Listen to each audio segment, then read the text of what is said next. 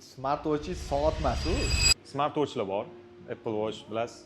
Ular bir nechta funksiya bajaradi, lekin faqat soatni ko'rsatib turadigan Rolexlardan 10 barobar arzon. Nimaga? Smartwatch soat emas-u. U gadjetda.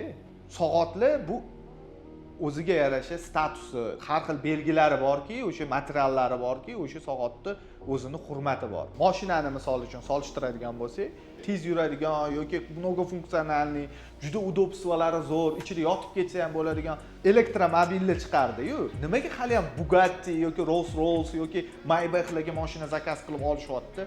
Bu emotsiya baribir. Odamlarga hamma narsa pishiq, juda ham ma'qul bo'lgan, yuqori statusli narsalar, brend bo'tda gapiryapti. O'sha narsani pozvolat qiladigan odamlar bor, pozvolat qilmaydigan odamlar bor. Odamlar bor, tissot taqmaydi. U soatdan o'sib ketgan odamlar bor-da. Kimdirlar orzu qiladigan odamlar bor, tissot taqaman deb. Lekin smartwatch taqaman deb orzu qiladigan odamni men hozir ko'rmayapman.